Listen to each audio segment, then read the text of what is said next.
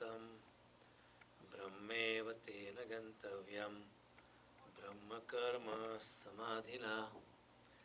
जिस यज्ञ में अर्पण स्त्रुआ आदि भी ब्रह्म है और हवन किए जाने योग्य द्रव्य भी ब्रह्म है तथा ब्रह्मरूप कर्ता के द्वारा ब्रह्मरूप अग्नि में आहुति देना रूप क्रिया भी ब्रह्म है। उस ब्रह्म कर्म में स्थित रहने वाले योगी द्वारा प्राप्त किए जाने योग्य फल भी ब्रह्म है।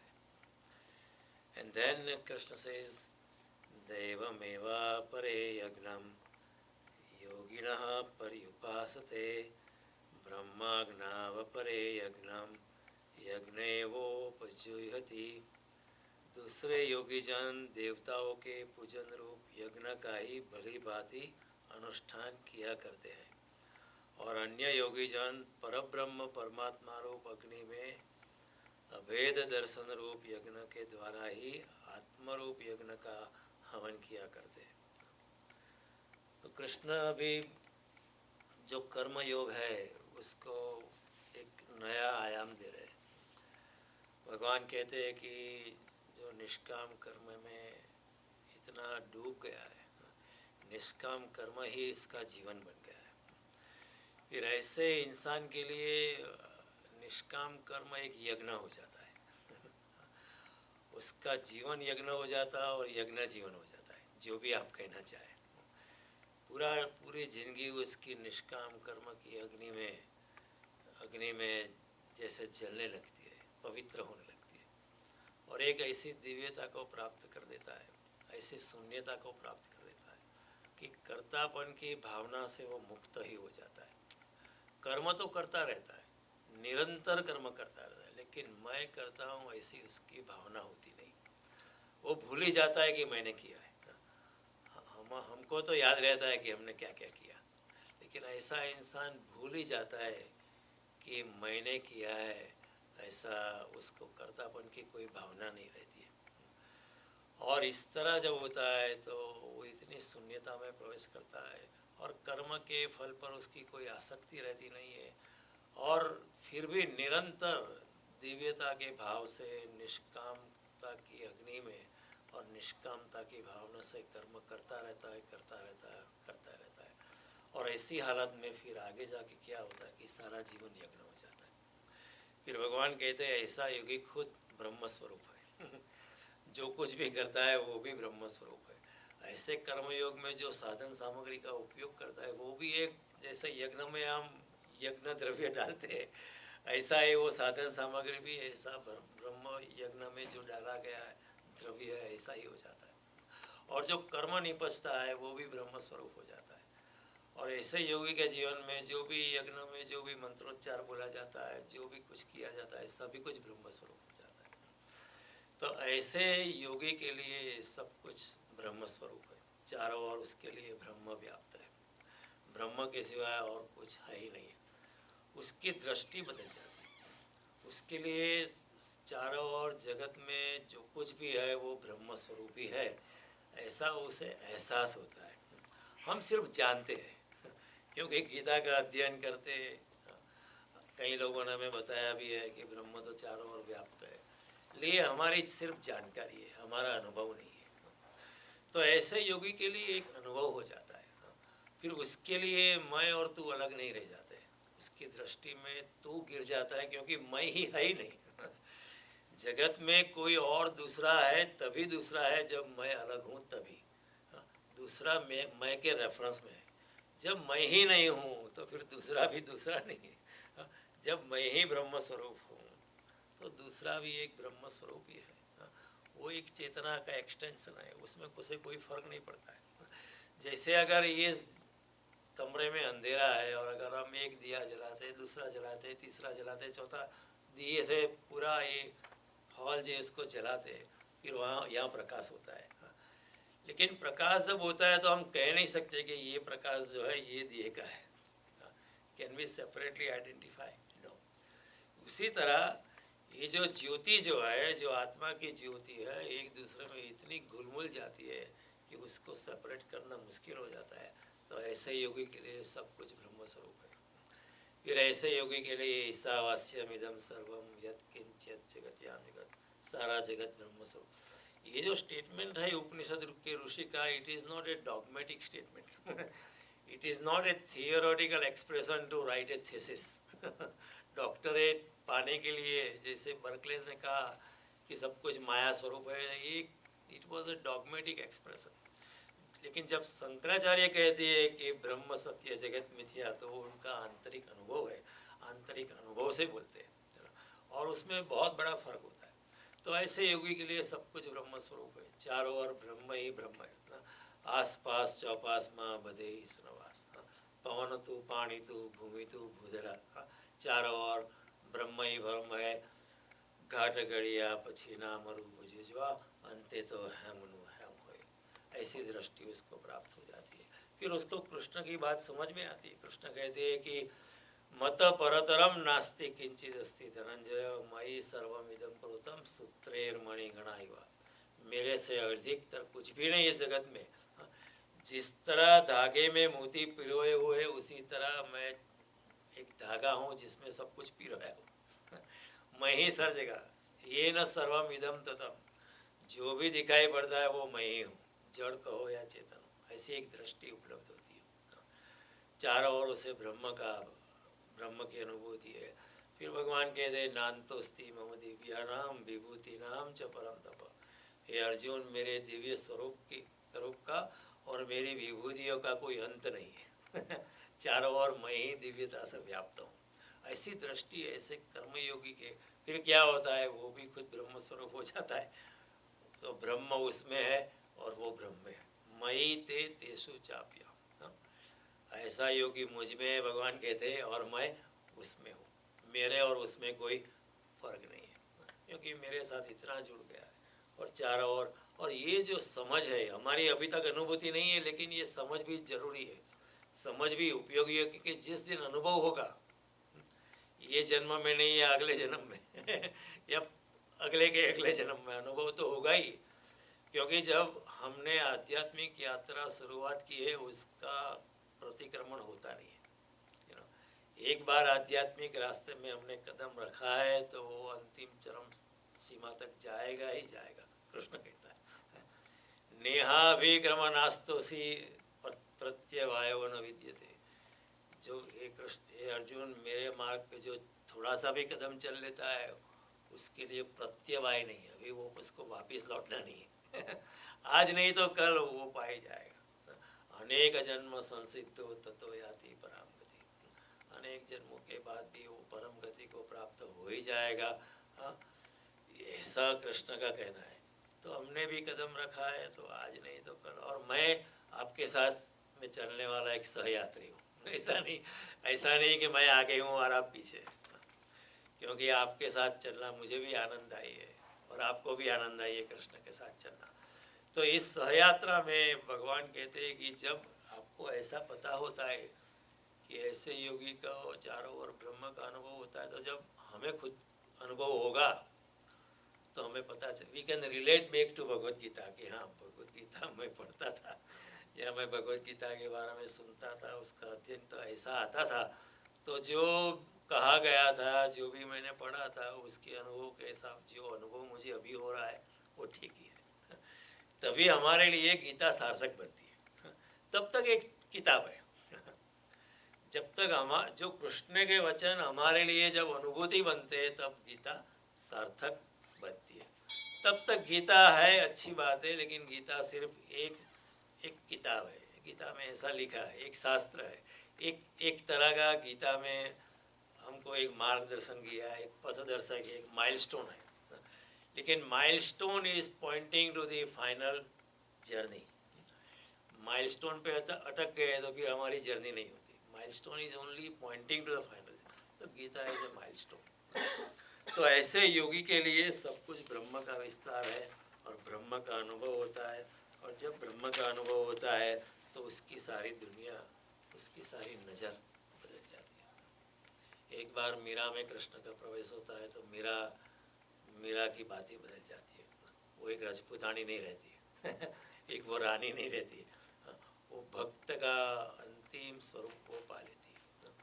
उसकी दृष्टि में बहुत फर्क आ जाता है। और फिर हम कहते हैं कि ब्रह्म जो है चारों ओर व्याप्त है, कण कण में ब्रह्म है, लेकिन ऐसा योगी कहेगा कण कण ही ब्रह्म है। ये फर्क है। हम कहेंगे कण कण में ब्रह्म है, ऐसा योगी कहेगा कण कण ही ब्रह्म है। हम कहेंगे हर स्वर में बसे है राम, वो योगी कहेगा स्वर ही राम है। स्वर में बसे है क्या, स्वर ही राम है। अगर ऐसे योगी को हम पूछे कि ईश्वर है, तो वो कहेगा जो है वो ईश्वर ही है। डोंट रिपीट, जो है वो ईश्वर है। हम पूछेंगे does God exist, you will say existence is God. अस्तित्व में और भगवान में कोई फर्क नहीं है। तो उसकी हर दृष्टि बदल जाती है। और जब ऐसा तभी होता है, ऐसी दृष्टि तभी प्राप्त होती है जब हमारा अहंकार गिर जाता है, हमारी आसक्ति गिर जाती है और हमारा तादात्म्य गिर जाता है, तभी ही ऐसी दृष्टि प्राप्त हो जाती है। वास्तव में अहंकार है ही नहीं। जब हम आइडेंटिफाई करते हैं अपने आप को अपने शरीर के साथ कि मैं ये शरीर हूँ, तब अहंकार की शुरुआत होती है।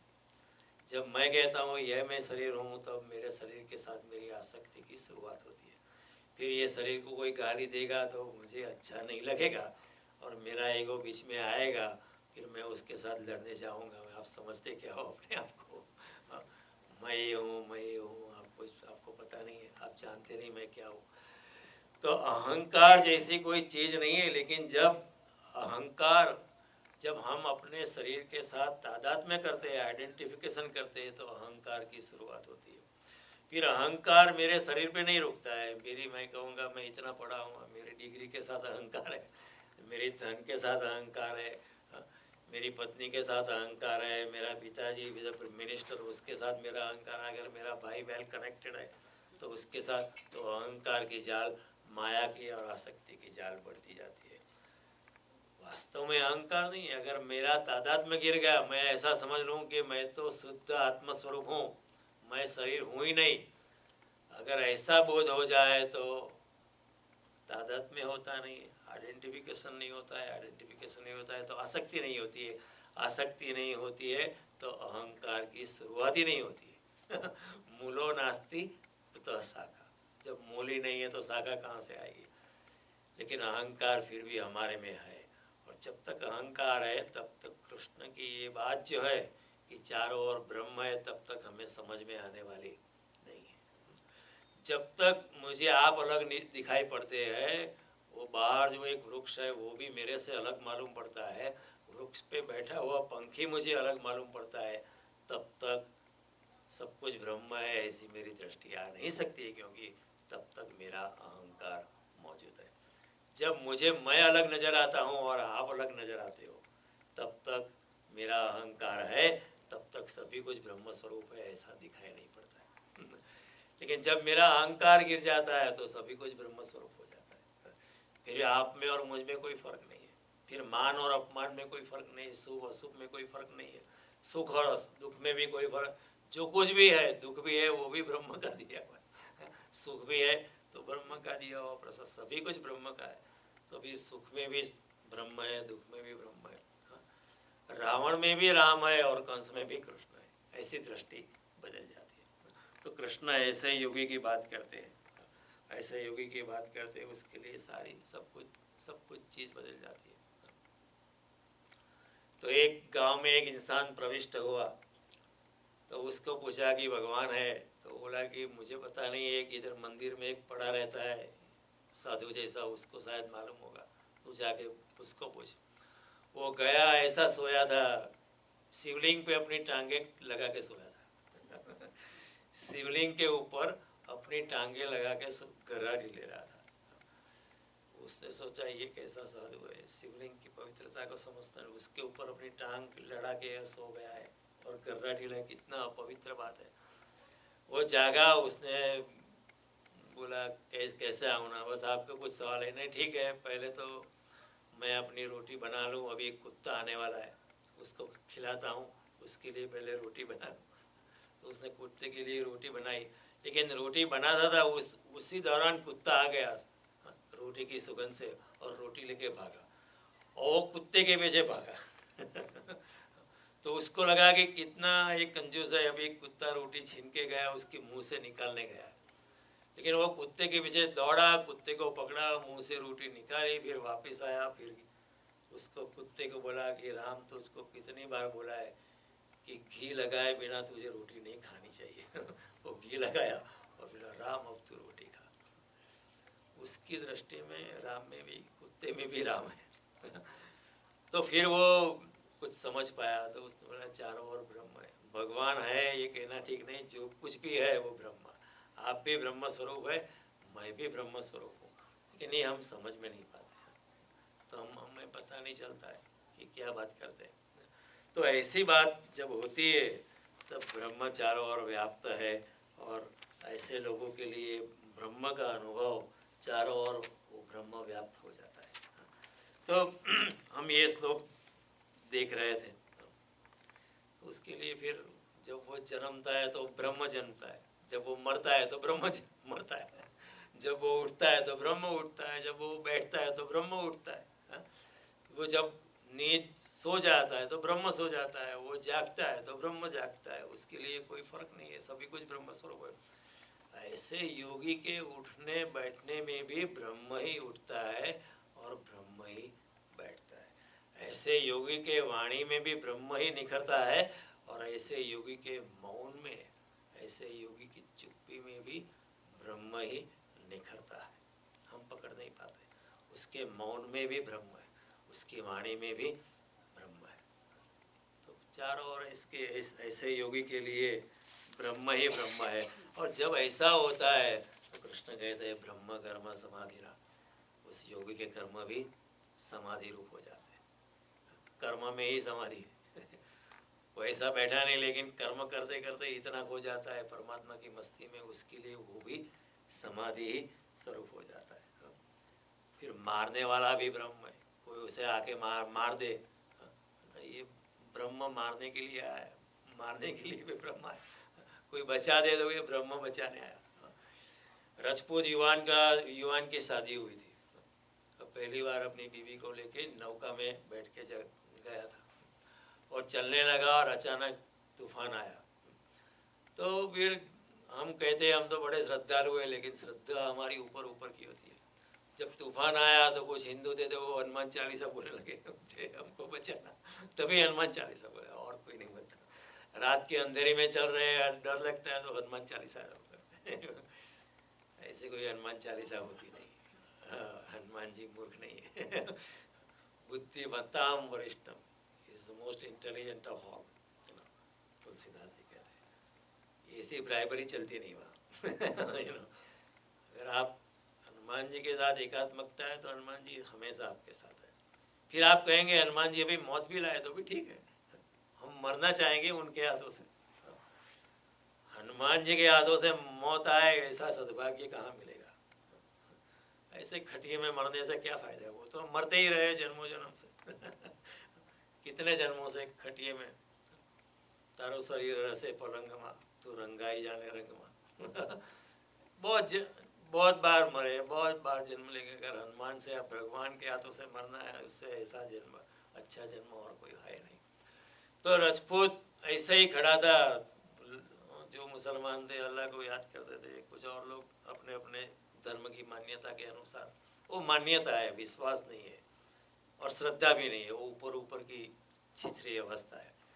राजपूत कुछ नहीं करता था, बड़े हंस रहा था और अपनी आंख बंद करके भगवान का स्मरण कर रहा था। उसकी बीवी ने पूछा आपको डर नहीं लगता है?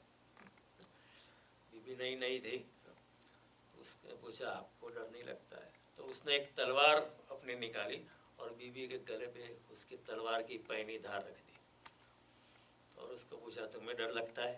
तो बीवी ने कहा कि आपके हाथ में तलवार है तो मुझे क्या डर है, अगर आपके हाथ से मरना है तो ये तो मेरा सौभाग्य है, मुझे कोई डर नहीं है। Even if you kill me I will be glad to be killed, you know. उस जमाने में ये वाइफ अब्यूज का सवाल नहीं था। वाइफ रिस्पेक्ट का सवाल था। स्त्री में भी दिव्यता है, स्त्री भी ब्रह्म स्वरूप है, ऐसी दृष्टि रखते थे। तो उसने कहा कि मुझे डर नहीं है। तो उसने कहा कि अगर तुझे मेरी तलवार से डर नहीं है तो भगवान की तूफान भेजा है तो मुझे डर नहीं है, अगर उसने मारना चाहा तो मर जाएंगे, उसमें क्या बड़ी बात है। तो योगी की दृष्टि बदल जाती है, ऐसे जो भगवान से समर्पित है उसकी दृष्टि बदल जाती है। इसलिए तो युधिष्ठिर ने भगवान को मांगा, भगवान की सेना नहीं मांगी। भगवान अगर साथ है तो भगवान के साथ जीत तो अच्छी ही होगी, लेकिन भगवान के साथ रह के हार भी बड़ी अच्छी है, बड़ी प्यारी है। भगवान के साथ रहना, भगवान के साथ रह के हार भी जाना, अपमानित भी होना, गालियाँ भी खाना, गरीब भी रह जाना, लेकिन भगवान के साथ रह के करना बड़ा आनंद है। It is supreme bless. जो भी हो भगवान के साथ हो, तो ऐसी दृष्टि योगी की हो जाती है तो उसके सारे कर्म ब्रह्म स्वरूप हो जाते हैं, सारे कर्म समाधि रूप हो जाते हैं, और फिर आनंद ही आनंद है, और सभी कर्म सहज हो जाते हैं। हमारा क्या है कि कर्म करने पड़ते हैं एक यज्ञ भी करते हैं, चलो एक बड़ा कार्य संपन्न हो गया, बस अभी सर से थोड़ा बोझ कम हो गया। सत्यनारायण, बहुत सत्यनारायण भगवान की पूजा करवानी थी, अरे बहुत दिनों से संकल्प था, बहुत साल हो गए, ये सर पे बोझ था, खत्म हो गया, अच्छा हो गया, बस हमको अच्छा लगा। बोझ है हमारे लिए, लेकिन उसके लिए आनंद है, कर्म में ही आनंद है। तो जैसा कराए वैसा हम करें। चित बैठरावे सोई सोई बैठो, जो पहनावे सोई सोई पहनो, मेरे उनकी प्रीत पुरानी। तो अगर मारना चाहे तो मरना भी अच्छा है, आनंद ही है, आनंद ही। ऐसी उसकी दृष्टि हो जाती है तो बड़ा सहज कर्म हो जाता है। सहजम कर्म कौनते, फिर कर्म इतना सहज होता है जैसे नदी में पानी बहता है। नदी में पानी बहता है, आवाज भी नहीं आती, झरने में आवाज आती, नदी में आवाज नहीं आती। ऐसा सहज होता है जैसे आकाश में बादल चलते, कोई आवाज आती है, सहजता से चलते, और फिर आनंद ही आनंद है, सभी कुछ आनंद है। राम को चाह, राम का प्रिय हो जाता है भक्त, और ऐसे अनुभव करने वाला समाधिष्ठ हो जाती है। जीवन एक समाधिष्ठ यानी समाधान, निष्प्रश्नता में इंसान चली जाता, कोई प्रश्न बाकी नहीं, कोई संशय नहीं रहा। अर्जुन क्या कहता है आखिर में, नष्टो मोह स्मृतिर्लब्ध्वा तव प्रसादात् मया चित स्थितोस्मि गत संदेह, सब संदेह चले गए, करिष्ये वचनम। मेरा स्वरूप जो था असली स्वरूप है, भगवान आपके उपदेश से मेरे असली स्वरूप का मुझे पता चल गया। स्मृतिर्लब्ध्वा तव प्रसाद, आपकी कृपा से, उनकी कृपा से बिना होता नहीं है।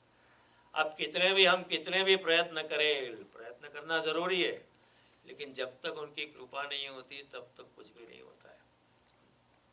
तो केवल प्रयास से होता नहीं, कृपा से होता है। हमारा प्रयास होता है लेस देन 1%, कहना चाहिए 0.999%, और उनकी कृपा होती है 99%। लेकिन कोई कहेगा फिर हम प्रयास क्यों करें? नहीं, प्रयास तो करना जरूरी है। कृपा उसी में होती है जो प्रयास करता है प्रयत्नात् यतमानस्तु योगी संसिद्धि कुल्बस, अनेक जन्म संसिद्धो ततो याति पराम। योगी प्रयत्नवान है, इसलिए उस पे ऊपर मेरी कृपा बरसती है। प्रयत्न ही नहीं करेगा तो क्या है? तो कई बार योगी गिर जाता है प्रयत्न करने के, इसके लिए हमारे भाषा में शब्द है योग भ्रष्ट, कि योग भ्रष्ट हो गया, और फिर हम लोग उसके ऊपर हंसते हैं, देखो मैं तो जानता ही था कुछ दाल में काला है हमारा क्या है, चाय पीना है, हाथ में अखबार है, पैर एक्सटेंड करके, we just keep on commenting. हमारी भाषा में योग भ्रष्ट शब्द है, लेकिन भोग भ्रष्ट शब्द नहीं है जो भोग में है उसको क्या भ्रष्ट होना है, वो तो भ्रष्ट है ही थोड़ा सा ऊपर चढ़ा है उसका गिरने का सवाल है। लोग जो सुबह उठे सिर्फ चाय पीता है, इधर जाता है उधर जाता है, बस दिन खत्म हो गया, शाम को टीवी की चैनल फ्लिप करके सो जाता है, उसके लिए कोई फर्क नहीं पड़ता है, वो ऊपर ही नहीं, वो गंदी नाली में ही पड़ा है, उसको गिरने का सवाल नहीं है। इसलिए हमारे सनातन धर्म में भोग भ्रष्ट शब्द नहीं बनाया लेकिन योग भ्रष्ट शब्द बनाया है, क्योंकि जो कोई ऊपर उठा है उसकी गिरने की संभावना होती है, इंसान गिर सकता है। माया इतनी पावरफुल चीज है। दैवी ऐसाम गुणमयी मम माया दुरत्य, मेरी माया को तरना बहुत मुश्किल है, लेकिन जो मेरी शरण में आया है अपने अहंकार को, उसके लिए बहुत आसान है। भगवान कहते हैं मामेव ये प्रपद्यन्ते माया मेताम तरन, जो मेरे शरण में आया है इस माया के भवसागर से आसानी से तैर जाता है। सुसुखम कर तुम अव्ययम, भगवान कहते हैं ये अविनाशी योग जो है बड़ा आसान है, अगर मेरा हाथ थाम ले तो। सुसुखम आसान है, फिक्र मत कर, मैं तुझे निकालूंगा। तो ऐसा कर करके ऐसा योगी जो है समस्या रहित उसकी जीवन हो जाता है, और फिर is in tune with the existence, is in tune with the cosmos. As I said last time, एक जुगलबंदी चलती है आप गाते हैं तो परमात्मा तबला बजाते हैं वो तबला बजाते हैं तो आप गाते हैं, आप गाते हैं वो हारमोनियम बजाता है, वो हारमोनियम बजाता है, आप कुछ और बजाते हैं। Everything is in total harmony and there is a स्वीकृति की भावना हो जाती है उसके हृदय में। सभी कुछ स्वीकार है, शुभ का भी स्वीकार है और शुभ का भी स्वीकार है, जो भी भगवान देता है सबका स्वीकार है। स्वीकृति की हमारा क्या है, वी आर सॉर्ट ऑफ निषेधात्मक वर्ण में हम जीते, वी आर नेगेटिव। सच्चे योगी becomes positive, positive for everything. सुख भी ठीक है, दुख भी ठीक है, मान भी ठीक है, अपमान भी ठीक है, शुभ भी ठीक है, अशुभ भी ठीक है, मोक्ष भी ठीक है, बंद सब जो भी भगवान ने रचा है वो सब कुछ ठीक है, और सभी की स्वीकृति। ऐसा योगी जो है इतने आनंद मग्नता से रहता है कि उसका जीवन जो है एक यज्ञ हो जाता है। यज्ञता, जीवन यज्ञ जो होमा गया है, अग्नि है, यज्ञ करने वाला, सभी कुछ यज्ञ भाव से। ऐसे कर्मयोगी के लिए उसका कर्म जो है वो एक यज्ञ हो जाता है, और एक यज्ञ की निष्कामता से वो ब्रह्म स्वरूप हो जाता है। फिर नरसिंह मेहता जो कहते हैं, जागीने जोयु तो जगत दिसे नहीं, उंगमाट बटा भोगवा से चित्त चैतन्य विराट तद्रूप छे, ब्रह्म लटका करे ब्रह्म पास। मैं भी ब्रह्म हूँ, सब कुछ जो है वो भी ब्रह्म है, और वो दिखाई नहीं पड़ता है लेकिन चारों ओर वही मौजूद है, चारों ओर वही मौजूद है। जब ऐसा अनुभव हमारे ऋषि मुनियों को होने लगा, तभी उन्होंने क्या किया कि जो परमात्मा का अनुभव होता है, सत्य का अनुभव ऋषि को जब होता है तो उसको कहा नहीं जाता है, कहना मुश्किल है। धर्म का जो संबंध है ना वो आत्यंतिक अनुभव के लिए है। Religion is connected with the ultimate experience, which is beyond sense organ, beyond intelligence, beyond mind, beyond time, beyond space. विज्ञान का अनुभव जो है वो भौतिक पदार्थों के साथ उसका अनुभव है, जो which is tangible, which can be understood intelligently. It doesn't need a great intelligence to understand great scientific discoveries. Ordinary person with some effort, they can understand. If the person explaining is good, then their normal people can also understand. लेकिन धर्म की बात क्या है कि धर्म का संबंध है अदृश्य से पार ब्रह्म से संबंध है, और धर्म का संबंध जो है आत्यंतिक चीज़ों से है, अल्टीमेट थिंग्स है, जो गहरे से गहरा है, जो ऊंचे से ऊंचा है, जो टॉप पिक एक्सपीरियंस है, जो क्लाइमेक्स है, उसके साथ धर्म का संबंध है। और जो अनुभव होते हैं उसकी अभिव्यक्ति करना बहुत मुश्किल है।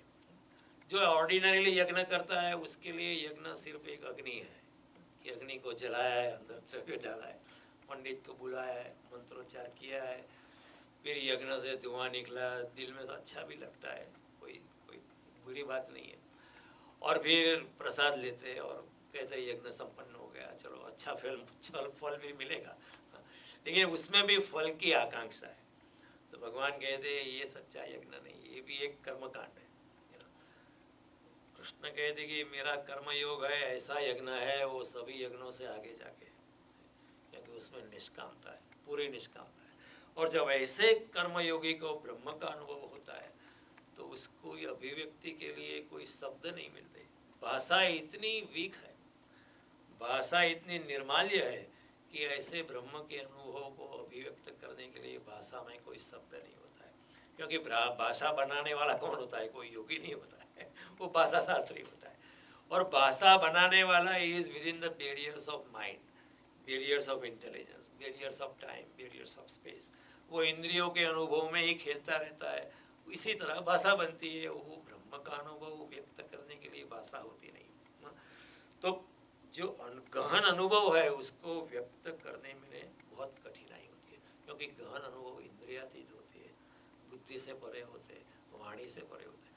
जो अनुभव योगी को बुद्धि से पार जाके हुआ है, मन के पार जाके हुआ है, इंद्रियों के पार जाके हुआ है, उसको प्रॉब्लम है, क्योंकि वो अनुभव फिर से इंद्रियों में आके बताए कैसे।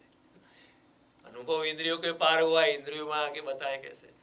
अनुभव हुआ है बुद्धि से पार, फिर उसको बुद्धि में आके कहे कैसे। अनुभव हुआ है भाषा के पार, फिर भाषा में आके कहे कैसे। जो भी कहा जाता है वो विकृत हो जाता है, क्योंकि मीडियम बदल जाता है। हाँ? जैसे ये अंगुली आपको सीधी दिखाई देती है, लेकिन मैं पानी में डालूँ तो विकृत दिखाई देती है। उसी तरह जो योगी उसी सत्य को जो उसको भाषा से परे हुआ है, उसी सत्य भाषा से बोलता है, तो सत्य भी थोड़ा विकृत हो जाता है। सत्य का अनुभव होता है गहन मौन में और बिखर जाता है मुखरता में। जैसे ही सत्य को वाणी में एक्सप्रेस करते हो, वैसे वैसे सत्य थोड़ा थोड़ा असत्य होने लगता है। और इस दृष्टि से देखा जाए तो जगत की सारी भाषाएं असत्य है, क्योंकि भाषा बोला गया और असत्य हो जाता। कृष्ण भी जानते हैं, फिर भी बोलते हैं। क्यों बोलते हैं? करुणा से बोलते हैं। या छोकरा ने क्या थी खबर पड़ी जाए तो हारो। હું આમથી બોલું ક્યાંકથી મારી આંગળી પકડી લે, ક્યાંકથી એની ટ્યુબલાઇટ ડૂબાની ઝળકે તો સારું, ये दृष्टि बोले वारंवार। कई बार होता है नहीं कि आप माँ बाप की बात सुनते नहीं, तो फिर माँ बाप क्या कहते हैं, आपके दोस्त से बात करते, आपकी सहेली से बात करते कि तू समझा, हमारी तो मानता नहीं। कि अगर सहेली समझाती है तो शायद मान जाते हैं, मान ही जाते हैं। तो भगवान अथक भगवान जानते हैं कि गीता भी भाषा है ना, इसलिए गीता में भी भगवान कहते हैं त्रैगुणीय विषय वेदा निस्त्रैगुणीय भव अर्जुन। ये अर्जुन वेद भी त्रिगुण में आ जाते हैं, वो त्रिगुणातीत नहीं है। वेद भी 3 गुणों से पार नहीं जाते, क्योंकि वो भाषा में आ गए, अभी कुंठित हो गए, भाषा में शब्दों में कुंठित हो गए वेद भी। लेकिन वेद का अगर सच्चा अनुभव लेना है ज्ञान का, तो त्रिगुणातीत होना पड़ेगा।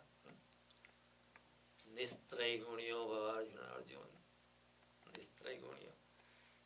आतिष्ठ योगम आतिष्ठ उत्तिष्ठ भारत।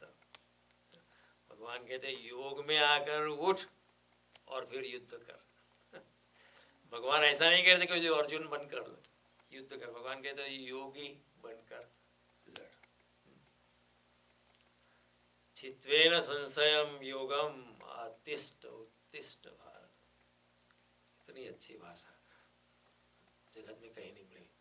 योगम आतिष्ठ, तो योग में आ और फिर खड़ा हो। आतिष्ठ उत्तिष्ठ Bharat. Krishna's language, telegraphic, so precise. It's like E is equal to MC square kind of language. चित्वेन संशयम योगम, योग संन्यस्त कर्माणम, ज्ञान संशय ज्ञान संशयम ज्ञान सच्छिन्न संशयम। आतिष्ठ उत्तिष्ठ भारत। अपने कर्मयोग में प्रवेश कर, और मैंने तुझे जो बताया उस ज्ञान को पकड़कर तू अपने संदेह को, अपने सब सवाल को फेंक दे, सब संशय को छिन्न कर दे, और ऐसा बनकर तू योग में आ। योगम आतिष्ठ और फिर उठ। आतिष्ठ भगवान ऐसा नहीं करके चलो तलवार उठा लड़ना चालू कर, ऐसा योगी बनकर दे। अनासक्ति से लड़। कर्मयोग की ये पराकाष्ठा है, और कर्मयोग करना रिलेटिवली इजियर है। थोड़ा थोड़ा, क्योंकि हम नहीं कर सकते ना, ध्यान नहीं कर सकते, जप नहीं कर सकते, कीर्तन नहीं, हमें तो शर्म आती है ना, हम पढ़े लिखे कीर्तन को कोई देखेगा तो क्या सोचेगा। इतना पढ़ा लिखा डॉक्टर इंजीनियर सीपीए ऐसा डांस पागल की तरह नाचता है। मेरा एक दोस्त आया था इस्कॉन टेम्पल में लगे हुआ कि this people are dancing like monkey. He made that statement. ऐसे उनके हृदय में जो हो रहा है उसका आपको पता नहीं है। प्रभुपाद कोई मूर्ख नहीं थे, उन्होंने कीर्तन बताया। Chaitanya Mahaprabhu was as intelligent as Einstein and maybe even more, but even he said कीर्तन। क्यों? कीर्तन करते करते आपका अहंकार विगलित हो जाता है, और कीर्तन की पराकाष्ठा में आप ध्यानस्थ हो जाते हो। फिर आप कीर्तन करने वाला नहीं बचता है, सिर्फ कीर्तन बचता है। नृत्यकार तो चला जाता है, तो अहंकार तो विकलित हो जाता है, सिर्फ नृत्य रह जाता है और भगवान के प्रति भक्ति बच जाती है। फिर वो ब्रह्म स्वरूप वो भी हो जाता है ना। इतना बुद्धिमान चैतन्य महाप्रभु जिन्होंने 9 द्वीप में सब पंडितों को अनेक सालों तक हराया था, ऐसा बुद्धिमान व्यक्ति फिर नाचने लगा। तो लोगों ने पूछा, आप क्यों नाचते हो पागल की तरह? उन्होंने कहा, मेरे जैसा कोई मूर्ख है नहीं, इसलिए मैं नाचता हूँ। आपको अच्छा कोई मुझे मूर्ख कहे उससे पहले मैं ही कह दूँ मैं मूर्ख हूँ, फिर वो विवाद नहीं, संवाद नहीं। क्योंकि people will keep on discussing and arguing, लेकिन उनके हृदय में जो हुआ है उसका पता लगाना हमारे लिए मुश्किल होता है। इसलिए भक्त को हम पागल ही कहते हैं, और भक्त भी कहता है मैं पागल हूँ। गालिब कहते हैं ना, चलो अच्छा हुआ काम आ गई दीवानगी अपनी, वरना जमाने भर को समझाने कहाँ जाते। सारू थई लोगों मैंने गाड़ो कही दी, तो बजाने क्या समझा जाऊँ, मेरे हृदय में जो हुआ मैं समझा नहीं सकता। तो जब ऐसा होता है तो उसको व्यक्त करना, अपने अनुभव को व्यक्त करना बड़ा मुश्किल है। योगी कुछ कहे और समझे कुछ और, क्योंकि व्यक्त करते करते भाषा में आ जाता है, कुछ का कुछ हो जाता है। तो ऐसे अनुभव को व्यक्त करने के लिए हमारे ऋषि लोगों ने, जैसे मैं ब्रह्म हूँ, सब कुछ ब्रह्म है, ऐसा जिसने अनुभव किया, they try to find out symbols. अनुभव को व्यक्त करने के लिए उन्होंने प्रतीकों को ढूंढने की शुरुआत की। कोई कहेगा कि ये लड्डू कैसा है, तो आप कहेंगे लड्डू को खाओ, तभी लड्डू कैसा है तब पता। कितना भी डिस्क्रिप्शन करो, वो description will not be enough. गूंगे का गुड़ जैसा है, कोई गूंगा मानस ने गोड़ चखाई है, भाई केवल ये कही ना सके, कितना भी चखाओ, जब तक आप चखोगे नहीं। कोई आप अगर माउंट एवरेस्ट पे जाके आओ, आप कितना भी डिस्क्रिप्शन करो, लेकिन वो दृश्य का आनंद जो है वो आप भाषा में व्यक्त नहीं कर पाओगे। वो दृश्य का आनंद, चढ़ने का, ऊपर जाने का, साहस का आनंद। तो योगियों को प्रतीक ढूंढने पड़े, मेटाफोर, प्रतीकात्मक, they had to find symbols. जैसे सिंबल है आरती। आरती का मतलब है कि जिसके हृदय में आर्त भावना हो गई कि अब भगवान तेरे बिना मैं रह सकता नहीं, ये भावना को व्यक्त करने के लिए एक सिंबल है आरती। जैसे माला, कि अब गुरु के प्रति मेरी इतनी शरणागति है कि गुरु की माला मैंने पहन ली, इस अडूका में माला नाखी, मीन्स मैंने अपना शेष भगवान मेरे गुरु को दे दिया। गुरु का मतलब क्या है? गु यानी अंधकार, रु यानी जो दूर करता है वो गुरु है। अंधकार को जो दूर करता है वो। शिष्य यानी क्या? जिसने अपना सर झुकाया है, शीश दे दिया है, उसका नाम है शिष्य। विद्यार्थी और शिक्षक में बहुत फर्क है, गुरु और शिष्य में बहुत फर्क है। शिक्षक पढ़ाता है, वो he gives you instruction, and विद्यार्थी उसको संग्रह करता है। He accumulates whatever the teacher says, वो संग्रहित करने आता है विद्यार्थी। लेकिन शिष्य जो होता है वो खाली होने के लिए आता है, ये फर्क है। शिष्य जो है गुरु के पास खाली होने के लिए आ गया। अब तक मैं जयदेव जानी था, ये मेरी डिग्री है, ये मेरा धन है, ये मेरी गाड़ी है, मेरा मकान है, ये मेरी बीबी है, ये मेरा इतना नेटवर्क है, मेरे आईफोन में 17,000 कॉन्टेक्ट्स है, मैं इतना बड़ा वेल कनेक्टेड हूँ। गुरु के पास जाना है तो खाली होना पड़ता है। तो विद्यार्थी संग्रहित करने आता है, शिष्य खाली होने आता है। शिक्षक जो है बोल बोल के सिखाता है, गुरु जो है मौन से सिखाता है। जब तक गुरु का मौन पकड़ते नहीं तब तक हम गुरु से कुछ सीख लेते। कितना भी बोले गुरु, तो बोलना वो शब्दों की चाल होती है, शब्दों के बबूले होते हैं। लेकिन जब आप गुरु का मौन पकड़ते हैं तभी ही गुरु जो कहना चाहता है मौन से, तभी हम पकड़ते हैं। फिर कम्युनिकेशन नहीं होता है, कम्युनियन होता है। फिर गुरु के साथ एकात्मकता होती है। फिर गुरु उठे तो शिष्य भी उठता है, गुरु बैठता है तो शिष्य भी बैठता है। इधर बुद्ध मरे और 3 घंटे में किसी बुद्ध के शिष्य ने अपने देह का त्याग कर दिया। इतनी एकात्मकता गुरु के साथ। इधर बुद्ध ने प्राण छोड़े और इधर 24 घंटे में साधु आनंद का भी आत्म साक्षात्कार हो गया, क्योंकि बुद्ध ने कहा था कि मैं मरूंगा उसके बाद तेरा होगा, उससे पहले नहीं होगा, क्योंकि उससे पहले तेरा अहंकार बीच में आता है। क्योंकि साधु आनंद ने कंडीशन की थी गुरु से कि मैं तुम्हारे साथ ही रहूँगा, जो कमरे में आप सोते हैं वो कमरे में ही सोऊंगा, और जो मैं सवाल आपको पूछता हूँ उसका जवाब आपको देना पड़ेगा किसी और को सवाल के साथ लाऊंगा उसका भी जवाब आपको देना पड़ेगा, आपको ये करना पड़ेगा, ये करना पड़ेगा। तो इस उनकी शरणागति जो थी वो कंडीशनल थी तो उसने पूछा बुद्ध को, मेरा मेरा इसका हो गया, मंजूश्री का हो गया, बोधि धर्मा का हो गया, इसका साक्षात्कार हो गया, मेरा क्यों नहीं होता है? मैं आपके पीछे चलने वाला, मैं और नंबर 1 हूँ, इतने सालों से मैं आपके साथ चलता हूँ, मेरा आत्मज्ञान क्यों नहीं हो रहा है?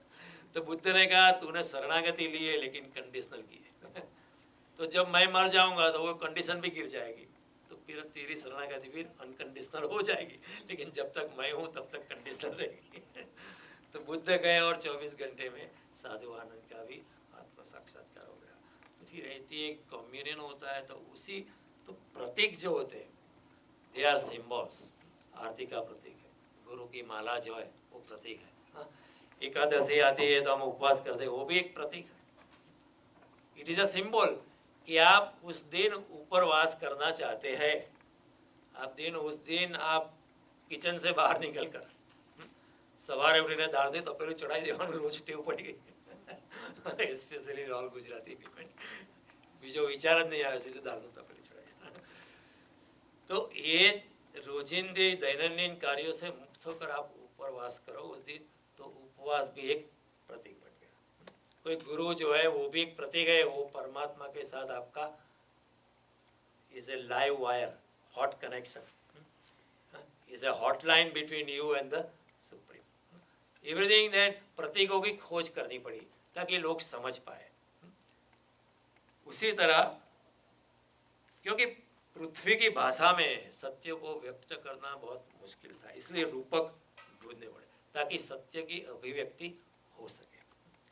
They expressed this truth through the medium of these analogies, प्रतीकों के माध्यम से उन्होंने सत्य का अनुभव, जैसे शिवलिंग जो है वो शिव का प्रतीक है, उसके पीछे भी बड़ा विज्ञान छिपा हुआ है, लेकिन वो जो शिवलिंग को ही पकड़ के रखता है तो फिर उसके लिए उसके शिवलिंग के पीछे जो प्रतीक छिपा है, उसके पीछे जो दृष्टि है, वो दृष्टि अगर हम भूल गए तो फिर वो शिवलिंग बस सिर्फ हम शिवलिंग की पूजा करेंगे, लेकिन लिंग के पीछे जो ऊपर उठने की, अपनी चेतना को ऊर्ध्व चेतस करने की जो व्याख्या है वो हम भूल जाते हैं। तो उसी तरह कई बार जो ये प्रतीक होते थे वो अभिव्यक्ति करने के लिए अच्छे साधन बनते थे, लेकिन कभी कभी ऐसे प्रतीक भी अवरोध बन जाते थे। जैसे कोई मील का पत्थर है, माइलस्टोन है, तो फिर कोई वहाँ ही रुक सकता है कि चलो माइलस्टोन हम तो पहुँच गए, this is the final thing, लेकिन milestone is not for stopping, milestone is for telling you कि अभी आपको इतने मील और आगे जाना है। लेकिन हम समझ नहीं पाते प्रतीकों के, तो प्रतीकों से जो अभिव्यक्ति होती थी वो अभिव्यक्ति ही अवरोध बन जाती है। When we don't understand the real thing hidden behind it, then that thing, instead of that thing becoming an uplifting instrument, it by itself becomes an obstacle, ऐसा हो जाता है। और हमारे साथ ऐसा बहुत हुआ। तो क्योंकि प्रतीक जो होते हैं, प्रतीक तो गूंगे होते हैं, एक माला गूंगी होती है, एक यज्ञ जो करते हैं, अग्नि जो है, अग्नि कुछ कहता नहीं, लेकिन अग्नि भी एक प्रतीक है। और क्यों अग्नि को चुना है हमारे ऋषि मुनि, ये भी एक समझने जैसी बात है। तो धर्म को बहुत प्रतीक खोजने पड़े उस अनुभव को बताने के लिए कि जो पारलौकिक है, जो इंद्रियों से परे है। और कुछ लोग जो है यज्ञ को पकड़ के बैठ गए, तो पकड़ के जो बैठ गए वो यज्ञ उसके लिए अवरोध हो गया। फिर वो कहते हमने यज्ञ करवाया, बस बात खत्म हो गई और आगे यात्रा लेनी नहीं है और कुछ अंदर डूबना नहीं है, कभी आत्मा में डूबना नहीं है। फिर यज्ञ को पकड़ दिया, यज्ञ में गेहूँ डाले गए, अग्नि जलाई। हाँ, कोई अच्छे पंडित आ भी गए, उन्होंने यज्ञों में मंत्रोच्चार किया शुद्ध भावना से, लेकिन यज्ञ करवाने वाला कभी पकड़ नहीं पाता है। वो तो कि अभी यज्ञ का फल क्या मिलेगा, यज्ञ करवा लिया है, यज्ञ का फल मिलना चाहिए। तो यज्ञ फिर जो है वो गत्यात्मक न बना, it did not pull you up, वो एक अवरोध बन गया। फिर यज्ञ के माध्यम से भी आप कोई फल को चाहते हैं, और कृष्ण की सारी बात है निष्काम फल निष्काम फल का त्याग करो। कृष्ण की सारी बात है कि फल की अपेक्षा रखे बिना काम करो, और अगर हम यज्ञ करवाते हैं फल की अपेक्षा से तो सारी बात बिगड़ गई। आँखों कोड़ो दाड़मा, आँखનું કાજળ ગાલે ઘસ્યું આંખों કાજળ आँखનું કાજળ गाले घस्યું। ऐसा हमारे साथ भी हो जाता है। फिर यज्ञ की जो बात है, फिर हम कहते हैं कि चलो ये यज्ञ हुआ, एक काम कांत हुआ, हमने भागवत कथा बिठाई थी, एक काम खत्म हो गया, चलो अच्छा हुआ, अभी हमको अच्छा फल मिलेगा।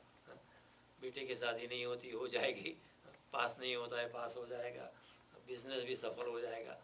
ऐसी जब फल की दृष्टि होती है तो भागवत की कथा का जो प्रतीक है, वो प्रतीक जो सारा है, वो उसकी जो उसके पीछे जो आध्यात्मिक दृष्टि है, वो आध्यात्मिक दृष्टि गिर जाती है और हम उस प्रतीकों को पकड़ के बैठ जाते हैं। ऋषि मुनियों ने ये प्रतीक ऊपर से दिए है, हम उसको जमीन से पकड़ते हैं। उन्होंने आकाश से वो दृष्टि दी है, हम उसको जमीन से पकड़ के रखते हैं।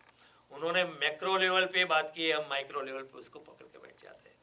फिर एक विधि विधान हो जाता है, और जो उसकी जो आध्यात्मिक हमारे चेतना को ऊपर उठाने वाली जो प्रतीकों के पीछे बात थी, जो सत्य का अनुभव प्रतीकों से निकलता था उस जमाने में, वो अभी निकलता नहीं है, क्योंकि हम समझ ही नहीं पाए ना? और वो समझी नहीं खामोशी क्या चीज़ है। जगजी साहब कहते हैं फिर सब कुछ खामोशी है, यहाँ सत्य तो मौन में है, और वो खामोशी हम समझ नहीं पाते। लेकिन फिर ऋषि को प्रतीक इसलिए दिए कि लोग प्रतीक से भी अगर कुछ समझे तो अच्छा है। तो हमारे ऋषि ने बड़ी गहन विचारणा करके हमको अग्नि का प्रतीक दिया है। ये भी बड़ी सोचने जैसी बात है, बड़ी गहने, बड़ी एसोटेरिक है। उसके पीछे ऋषि की आर्त दृष्टि है। अग्नि को क्यों चुना है? देखो, अग्नि को चुनने के पीछे बहुत कारण है। क्यों हम अग्नि जला के यज्ञ करते हैं? क्योंकि अग्नि जो है वो ऊर्ध्वगामी है। अग्नि की लपट जो है वो ऊपर उठती है। कई धर्मों में वो आपको पानी से बैप्टाइज करते हैं, लेकिन पानी का स्वभाव है नीचे गिरना। हमारा ऋषि बहुत स्मार्ट था, उन्होंने पानी नहीं सुना, उन्होंने क्या चुना? अग्नि, क्योंकि अग्नि की लपट ऊपर उठती है। तो वो एक प्रतीक है कि आपको भी अपनी चेतना को ऊपर उठाना है, अपने आत्मा को ऊपर उठाना है। तो अग्नि की इसलिए उन्होंने चुना। भगवान कहते हैं ना, उद्धरेद आत्मानम न आत्मानम अवसादे। मनुष्य जन्म पाकर अपनी आत्मा को ऊपर उठाना है, वो आत्मा को नीचे मत गिराना। तो ऋषि ने अग्नि को चुना, क्योंकि अग्नि जो है उसकी लपटें जो है वो ऊर्ध्वगामी है, भीतर की चेतना को ऊपर उठाने का आपको अग्नि संदेश देता है। फिर अग्नि में क्या होता है? जो भी आप डालते हो उसमें से जो अशुद्ध है वो जल जाता है, और शुद्ध जो है वो सोना बन के निखर के बाहर आता है। तो आध्यात्मिक यात्रा के यज्ञ में भी क्या होता है? हमारे अवगुण जो है वो जल जाते हैं। अशुद्धि जो है, कर्मों के प्रति हमारी आसक्ति है, वो जल जाती है, और निष्काम कर्म की शुद्धता सोना बन के बाहर आती है। यथेदांसी सम्यग्नोग्नि भस्मसात् कुरु तीर्थता ज्ञानाग्नि सर्वकर्माणि भस्मसात् कुरुते तथा। जिस तरह अग्नि में डाला हुआ ईंधन सभी कुछ भस्म कर देता है, उसी तरह ज्ञान रूपी अग्नि से ज्ञानी योगी के सभी कर्म जल जाते हैं, कर्म भी जल जाते हैं। कर्म के प्रति आसक्ति, कर्म का फल, कर्म के फल के प्रति आसक्ति जल जाते हैं। वो मैंने किया है ऐसा भूल ही जाता है। यथेन्दांसि सम्यग्नोग्नि भस्मसात् कुरुते अर्जुन ज्ञानाग्नि दग्ध कर्माणि भस्मसात् कुरुते तथा। इसी तरह जो योगी कर्मों में योग में डूबा है उसकी कर्मों के फल के प्रति आसक्ति चली जाती है, उस ज्ञान रूपी अग्नि में सब कुछ जल जाता है। तो अग्नि सब कुछ जला देता है, अशुद्ध चला जाता है और शुद्ध जो है वो सोना बनकर बाहर आता है। उसी तरह जब आध्यात्मिक मार्ग में हम कदम रखते हैं तो अशुद्धियाँ धीरे धीरे धीरे धीरे जाने लगती है। ऐसा नहीं होता है कि क्रोध को छोड़ना पड़ता है, क्रोध अपने आप छूट जाता है। ऐसा नहीं कि अगर इफ यू आर स्मोकिंग आपको स्मोकिंग छोड़ना पड़ेगा, ऐसा नहीं। आध्यात्मिकता में प्रवेश करोगे एक दिन आप खुद ही छोड़ देंगे, because it's not compatible. You understand, it is not compatible with your spiritual upliftment. आप अपने आप ही छोड़ देंगे। अगर आप मांसाहार करते हो तो कोई बात नहीं, कोई अच्छा योग है करते रहो, लेकिन जब आध्यात्मिकता में आप प्रवेश, आपकी गति बढ़ने लगेगी तो आप अपने आप ही मांसाहार छोड़ देंगे। कोई आपको जबरदस्ती छुड़ाया तो एक न एक दिन फिर से आप शुरू करोगे। आपका दोस्ती कहे क्या ये भगत पेड़ा चालू कर दे, खाओ खाओ। लेकिन जब अपने अंतर से आवाज़ उठती है ना, आपको कोई खिला नहीं सकता। आप मर जाओगे लेकिन फिर भी नहीं खाओगे। Wisdom comes from with in and when it comes from with in it doesn't go. ऊपर से विजडम जो डाला गया है जबरदस्ती, तो वो तो आज नहीं तो कल चला ही जाएगा। It is not built into, it is not your intrinsic character. पड़ी पटोड़े बाद એવું થયું નથી, ऊपर ऊपर थी वो लेड का ऑक्साइड का रंग लगा है, वो रंग बिखर जाएगा। तो अशुद्धि जल जाती है और शुद्ध सोना होके बाहर आती है। फिर अग्नि के साथ दूसरी भी खूबी है, थोड़ी ऊपर उठती है फिर अदृश्य हो जाती है। आपने देखा अग्नि की लपट थोड़ी ऊपर उठती है फिर उसके बाद अदृश्य हो जाती है। उसी तरह जो इंसान आध्यात्मिक चेतना में जाना शुरू करता है, थोड़ी देर तक वो है, फिर जब आध्यात्मिकता में ज़्यादा प्रगति करता है तब वो नहीं है, क्योंकि उसका अहंकार गिर गया है, फिर वो शून्य हो जाता है। थोड़ी दूर कर वो दिखाई पड़ता है, बाद में वो भी अदृश्य हो जाता है। समझ में आना?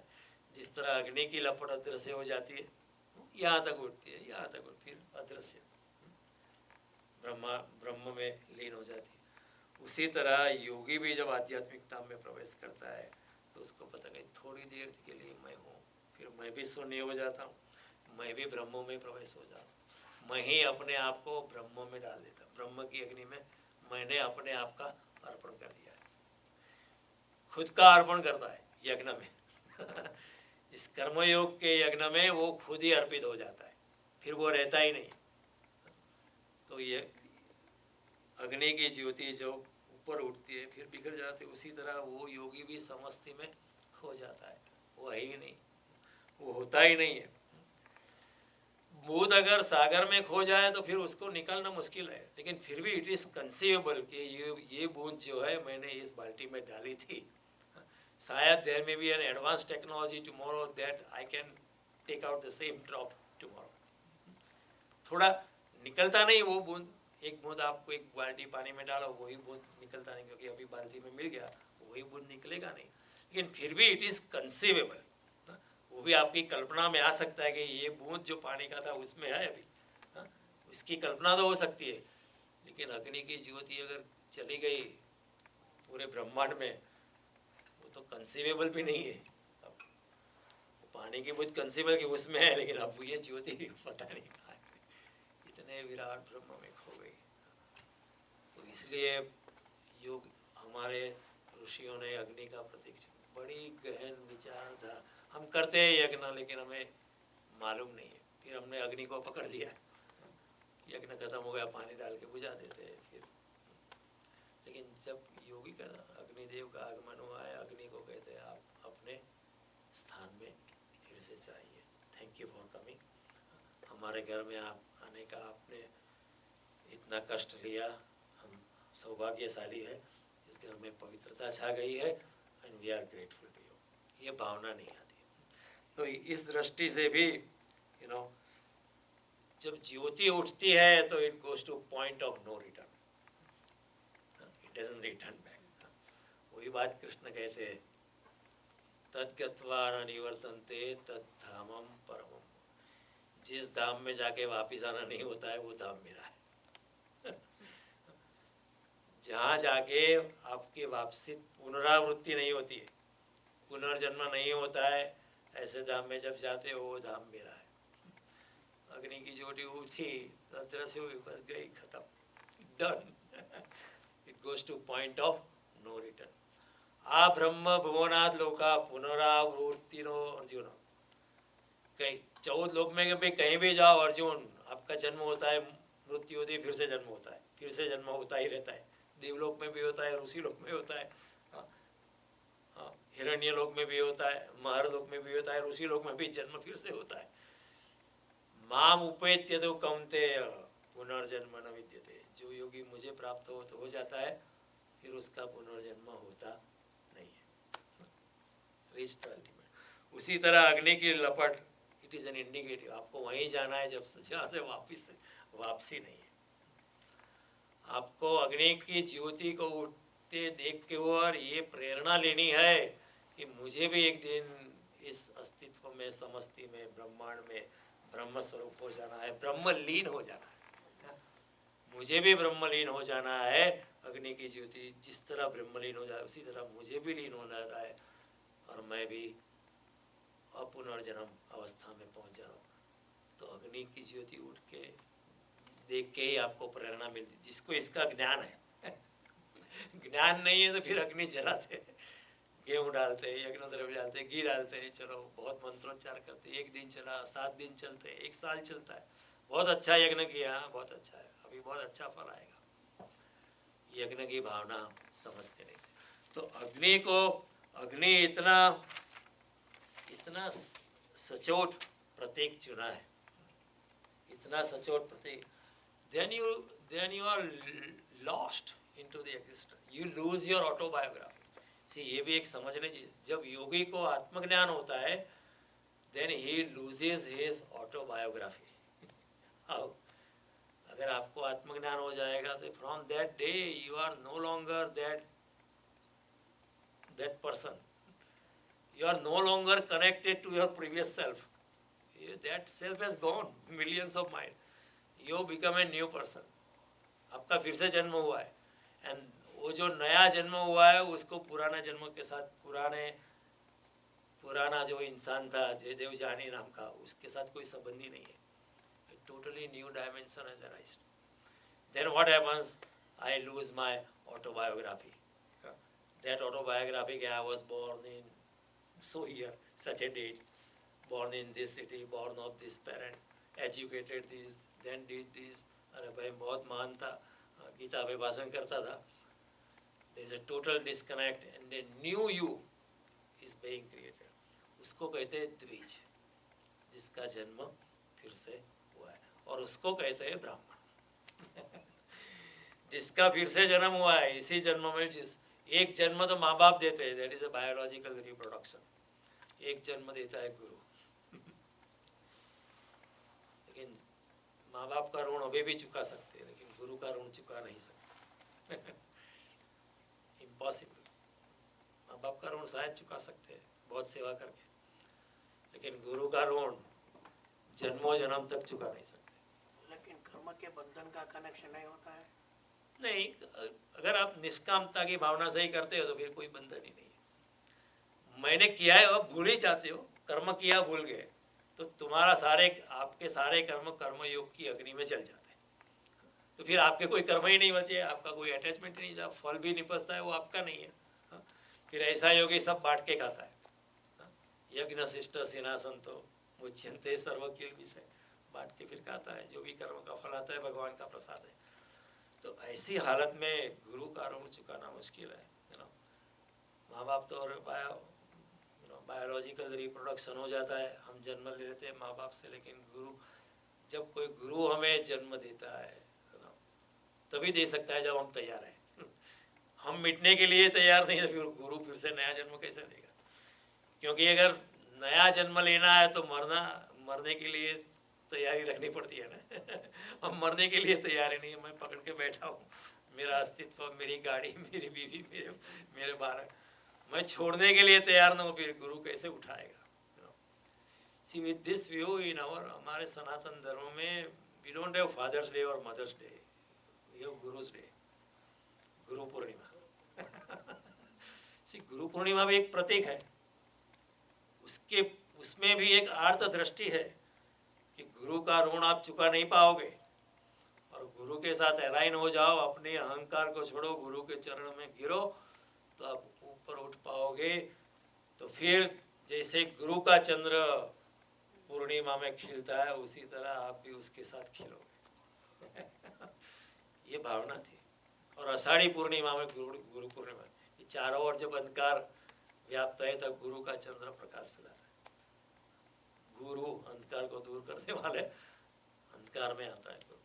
तो सब प्रतीक है। तो इसलिए हमारे ऋषि मुनियों ने अग्नि का प्रतीक चुना। तो अग्नि फिर एक मेटाफोर बनी। तो ऐसे गुरु के आश्रम थे, वहाँ हमेशा अग्नि चलती रहती थी। तो शिष्य आते जाते रहते थे, साधक आते जाते रहते, वो अग्नि को देख के ऐसा सोचते थे कि जिस तरह अग्नि की लपट ऊपर उठती है, उसी तरह मुझे भी मेरी चेतना को ऊर्ध्वगामी करना है, और जिस तरह अग्नि की लपट जो अदृश्य हो जाती है, मुझे भी अदृश्य हो जाना है। I want to lose my biography, I want to lose my autobiography, और मुझे भी ब्रह्मलीन होना है। It use to inspire people. जिस तरह अग्नि में सभी विशुद्धियाँ जल जाती है, मेरी भी बहुत विशुद्धियाँ है, मेरा भी बहुत अहंकार, सभी अहंकार को जला देना है, राख कर देना है, अग्नि को जल के। इसलिए हमारे कई लोग थे, उनका नाम था अग्निहोत्री। 24 घंटे, मेरे फादर के मामा थे, वेरी वेरी ब्राइट, बड़े तेजस्वी थे, काली शंकर ऋषि, उनका लास्ट नेम ही ऋषि था। वेरी ब्राइट, बहुत तेजस्वी थे, बहुत, उनके चेहरे को देखकर आपको शांति मिल जाती थी। और उनके घर 24 घंटा अग्नि जलता रहता था। वो इसलिए कि अग्नि को देखकर सारे परिवार में, सारे लोगों को, गांव के लोगों को, साधक को प्रेरणा मिलती रहे। एक दिन आपको भी अग्नि एक प्रतीक है, वो सिंबल से आप भी ब्रह्मलीन हो जाना है, ऐसे प्रतीक की अवस्था थी। सो दिस वर वेरी, फिर ऐसे लोगों के लिए एक अग्नि जो थी, एक गांठ थी। गांठ की होती टू रिमेम्बर द थिंग। सुबह निकलते घर से तो एक गांठ, क्या शाम को सैम्स क्लब में से दूध लाना है। मेरे लिए होमोजेनाइज मिल्क, वाइफ के लिए 1%। याद रखने का हम एक गांठ लगाते हैं। उसी तरह अग्नि भी एक गांठ थी, लेकिन मेरा हम लोग गांठ को ही पकड़ लेते हैं। अग्नि के पीछे जो ऋषि की आर्त दृष्टि थी, वो हम भूल गए, किसी को मालूम नहीं है। यज्ञ करते अच्छी बात है, बुरी बात नहीं है, डोंट गेट मी रॉन्ग, लेकिन ऊपर उठने की जो बात थी, ऊपर उठ के ब्रह्मा में लीन होने जाने की जो बात थी, वो बात को हम, वो गांठ, फिर हम गांठ की पूजा करते। अग्नि की ही पूजा करते, लेकिन उसके पीछे जो दृष्टि थी, वो दृष्टि हम भूल, फिर हम जड़वादी हो जाते हैं। कंठस्थ किए गए वो श्लोक पंडित जी बोलते, पंडित जी भी क्या करें, हम तैयार ही नहीं। पंडित जी समझाना चाहे श्लोक के मीनिंग, तो भी हम समझने की जल्दी करो, जल्दी करो। जल्दी करने के लिए $100 और दक्षिणा देंगे।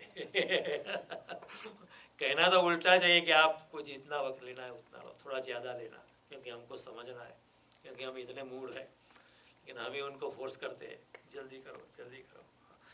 तो फिर क्या होता है कि ब्राह्मण भी गिर गए दक्षिणा के लिए। ब्राह्मणों में जो झगड़ा होता है मैंने देखा है।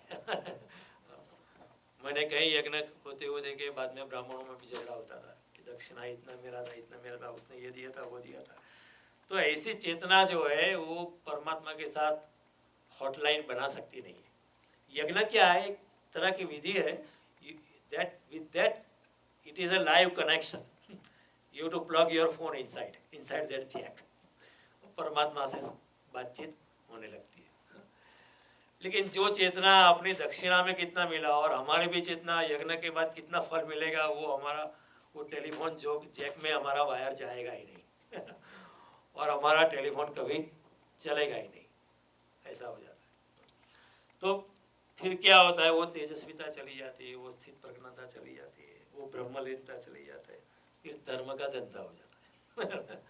धर्म का फिर, क्योंकि प्रतीक को हम पकड़ देते हैं, प्रतीक के पीछे जो आर्त दृष्टि थी ऋषि की, उसको हम भूल ही जाते हैं। लेकिन कृष्ण जो बात करते हैं वो प्रतीकात्मक है। ऐसे योगी के लिए जिसका जीवन यज्ञ है और यज्ञ भी जीवन है, फिर उसके लिए उसका जीवन जो है एक यज्ञ कुंड है। उसका जीवन ही एक यज्ञ है, यज्ञ का द्रव्य है, यज्ञ का कुंड है, यज्ञ कराने वाला ब्राह्मण है, यज्ञ से कर्म से जो फल निकलता है वो भी उसके लिए यज्ञ, सभी कुछ यज्ञ है उसके लिए, सभी कुछ ब्रह्म स्वरूप। फिर यज्ञ में गेहूं डाले गए, क्यों? क्योंकि गेहूं जो एक तरह का बीज है, बीज को आप जमीन में डालोगे तो बढ़ेगा। एक ही बीज सारी पृथ्वी को घेर सकता है, क्योंकि एक बीज से 1000 फल निकलेंगे, 1000 बीज से दूसरे 1000, it can cover the whole universe in a way. तो गेहूं इसलिए डालना है कि जो गेहूं बीज जो है वो मेरे बीज रूप अहंकार का प्रतीक है, तो उसको संसार की जमीन में नहीं डालना है, इस अग्नि में चला जाना है। उसको डालना ही नहीं ताकि वो बढ़े, इस अग्नि में डालनी है। मेरे अहंकार को गेहूं के स्वरूप में यज्ञ द्रव्य में, ये अग्नि में मैं डाल देता हूँ। मैं अपने अहंकार को इस कर्मयोग में डाल देता हूँ, इसलिए गेहूं को डालने का तो वो भी एक प्रतीक था, बीज को डालने का, गेहूं को डालने का प्रतीक था। लेकिन क्या होता है कि जब हम अहंकार को डालते हैं अग्नि में, गेहूं को डालते हैं, तो क्या होता है कि अग्नि की लपटें थोड़ी बैठ जाती है। आपने देखा है, अब गेहूं डालो, बीज डालो तो अग्नि जिस त्वरा से बह रही थी वो थोड़ी सी कम हो जाती। क्यों? क्योंकि अग्नि की शक्ति गेहूं को जलाने में चली जाती है। उसी तरह अग्नि की शक्ति हमारे अहंकार को जलाने में चली जाती है। लेकिन घी भी डाला गया, घी डालते तो घी डालते तो क्या होती कि अग्नि की शक्ति और उठती है और बढ़ती है, अग्नि को ताकत देती है, अग्नि और तेजी से, अग्नि को गति मिलती है। गेहूं डालने से अग्नि की त्वरा कम होती है, घी डालने से अग्नि की ताकत और बढ़ती है, क्योंकि गेहूं जो है हमारे अहंकार का प्रतीक है। और घी जो है जीवन में सत्कर्म का प्रतीक है। ये मैं समझाऊं, फिर बाद में समझाएंगे अगली बार, बड़ी समझने जैसी बात है। घी की बात बहुत समझने जैसी।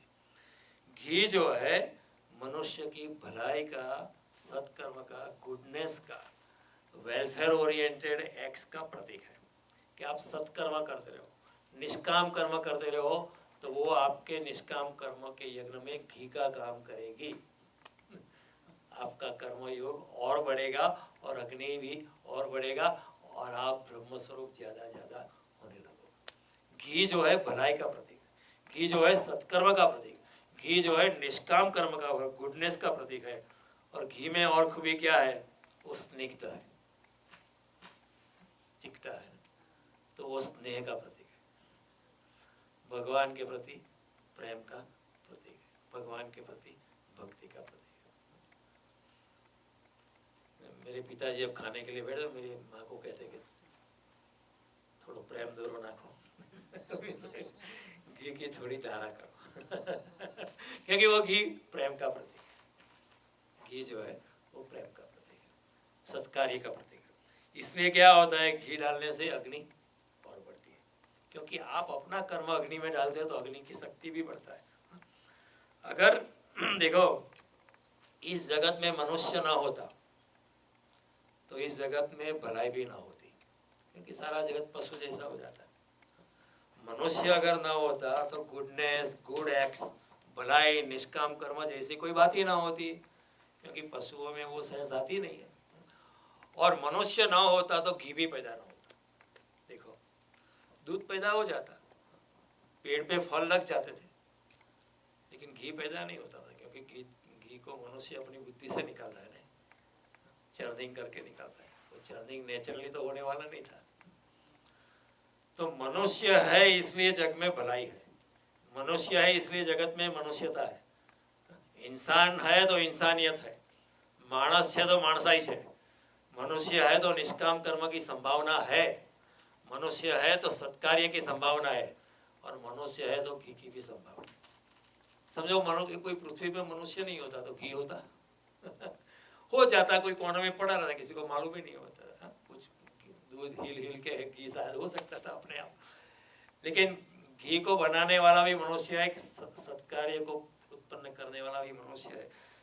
तो क्या होता है, मनुष्य के बिना घी नहीं होता था, मनुष्य के लिए भलाई नहीं होता, इसलिए घी जो डालते हैं वो भलाई का प्रतीक है, सत्कार्य का प्रतीक है, वेलफेयर का प्रतीक है, पॉजिटिविटी का प्रतीक है और स्नेह का प्रतीक है। It's symbol of love, love towards God, love for everything and anything. देखो हमारा प्रेम होता है नहीं, it is addressed to somebody. When we say I love, then we ask who do you love?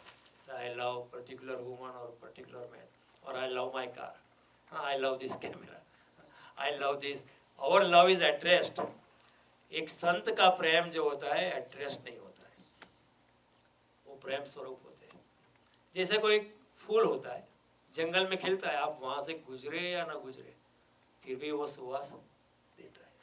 उसी तरह संत जो है, आप उसकी शरणागति को स्वीकार करे या ना करे फिर भी वो अपनी सुवास और अपना प्रेम आपको देता है। भगवान भी ऐसा है, आप उनको माने या ना माने फिर भी भगवान का प्रेम आपके लिए है। उसको भी तो अपना माने, जो आपको नहीं मानता है उसको भी तो अपना माने। सूरदास जी लिखते हैं, दर्शन दो भगवान घनश्याम नाथ मोरे अखिया प्यासी रहे। जो आपको नहीं मानता उसको भी आप मानते हो, उसका आपको कोई द्वेष नहीं है। तो जगत में क्या होता है, बड़ा श्रम होता है तो थोड़ी सी भलाई पैदा होती है बड़ी दूध की मात्रा होती है तब थोड़ा सा घी पैदा होता है। 1 लीटर घी होता है तो 1 स्पून घी निकला। उसी तरह बड़ा कार्य होता है तभी उसमें से थोड़ी भलाई निकलती है। अच्छाई तो बड़े कर्मों के बाद ही निकलती है। कितना आप काम करो, कितना आप अपने अपने पर्सनल लाइफ का सेक्रीफाइस करो तभी कोई इमिग्रेंट फैमिली को आप घर में बुला सकते हो। कितना श्रम करो तो थोड़ी सी भलाई पैदा होती है। कितना श्रम करो, कितना दूध है उसमें से थोड़ा सा। इसलिए भलाई को जो है एक सार्थकता है, ये निचोड़ है मनुष्य के जीवन का। तो घी दूध का निचोड़ है तो भलाई जो है मनुष्य जीवन का निचोड़ है। तो ये प्रतीक जो है अग्नि का प्रतीक, गेहूं का प्रतीक। अगली बार जब मिलेंगे तो और भी बात करेंगे, क्योंकि जब घी जलता है, गेहूं जलता है तो क्या होता है, धुआं होता है और गेहूं राख छोड़ के जाता है। जब मैं बहुत अहंकारी हूँ तो कोई मुझे मारता है तो फिर उसका परिणाम भी खराब होता है कुछ कुर्सियाँ टूट जाती है, कुछ दीवार में होल होता है, कुछ ट्यूबलाइट पर तोड़ के जाता हूँ क्योंकि मेरा अहंकार सब तोड़ के जाता है। लेकिन भला इंसान जो है वो तो सुवास छोड़ के जाता है। पेड़ को पत्थर मारो फिर भी फल देता है, संत को चाटा मारो फिर भी आशीर्वाद देता है। उसी तरह जब घी जलता है तो कुछ भी छोड़ के नहीं जाता, वो सुवास छोड़ के जाता है। अच्छी वो धुआं नहीं करता है, कुछ छोड़ के राख नहीं छोड़ता है, सुवास छोड़ता है। जहाँ यज्ञ हुआ था घी की सुवास। उसी तरह जिसने भलाई का यज्ञ किया है, कर्मयोग का यज्ञ किया है, उसकी सुवास जो है हजारों साल तक चलती है कृष्ण की सुवास अभी भी मौजूद है, उसी सुवास की हम बात करते हैं। बुद्ध की सुवास अभी भी मौजूद है, मोहम्मद की सुवास अभी भी मौजूद है। सब सारे संत लोगों की सुवास अभी भी, क्योंकि वो घी का काम करते हैं।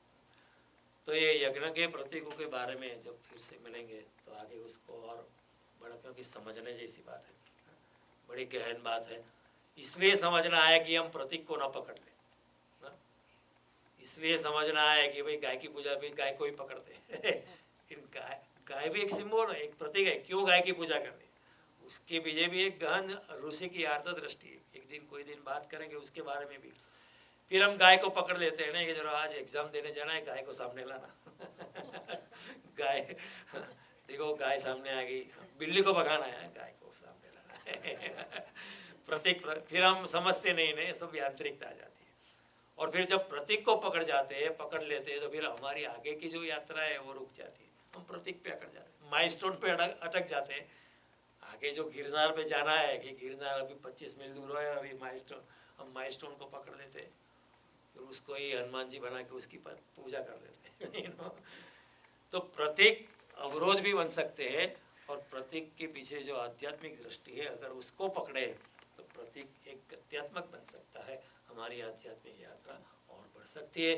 अगले मंगलवार को जब मिलेंगे तो उसके बारे में हम और भी बात करेंगे और उसी की दृष्टि को समझने का हम प्रयास करेंगे।